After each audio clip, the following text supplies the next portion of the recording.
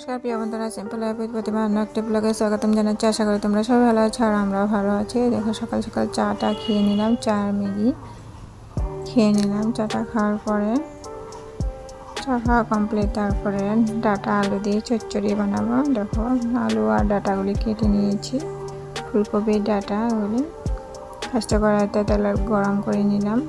তারপরে পেঁয়াজ সম্বাদ দিয়ে দিব। পেঁয়াজ সম্বাদ দিয়ে দিচ্ছি। পেঁয়াজগুলি ভালোভাবে লাল লাল করে ভেজে নেব। লাল করে ভেজার পরে দিয়ে ডাটা আলুগুলি দিয়ে ভালোভাবে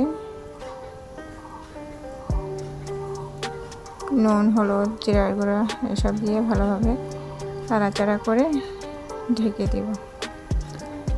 সিদ্ধ হওয়ার পর পরিমাণ মতো একটু জল দিয়ে দিব সিদ্ধ হওয়ার জন্য। তারপরে রুটি কয়টা বানিয়ে নিয়েছিলাম।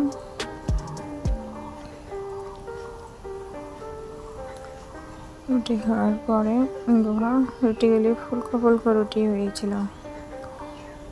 তারপর দুপুরের জন্য কচুর শাক। কার কার কচুর শাক ফেভারিট কমেন্ট করে জানায়ও। আমার তো ফেভারিট, যত চুলকানি থাক, কিন্তু কচুর শাক খাওয়া ছাড়তে পারবো না। মাছ দিয়ে কচুর শাক, টমেটো, পেঁয়াজ কুচি, লঙ্কা কুচি দিয়ে বানাবো। এইভাবে বানিয়ে একবার খেয়ে দেখো, দারুণ টেস্টি লাগে। তারপরে কচুর শাকগুলি অল্প জল দিয়ে ভাপায় জলগুলি ফেলে দিব। দেখো কচুর শাকগুলি ভালোভাবে সিদ্ধ হয়ে গেছে। তারপরে জল ঝরানোর জন্য রেখে দিচ্ছি। দেখো জল ঝরে গেছে। তারপরে কড়াইতে তেল গরম করে নিব, তেজপাতা, তারপর পেঁয়াজ, রসুন, টমেটো, কাঁচা লঙ্কা এসব একভাবে ভেজে নিব। তারপরে আদা কুচি করা এগুলিও দিয়ে দিব, ভালোভাবে নাড়াচাড়া করে নিব। তারপর মাছগুলিও দিয়ে দিব, ভালোভাবে নাড়াচাড়া করে নিব। তারপর কচুর শাকগুলি দিয়ে দিব। কচুর শাকটা দারুণ হেভি হয়েছিল, খেতে দারুণ টেস্টি হয়েছিল।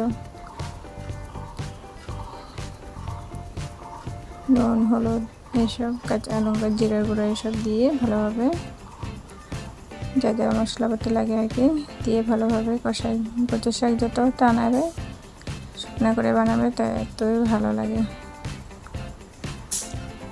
দেখো কচুর শাক কমপ্লিট হয়ে গেছে। দুপুরের মেনু হয়েছে সাদা ভাত, ডাটা আলু চচ্চড়ি আর কচুর শাক দিয়ে পেট ভরে খেয়ে নিলাম।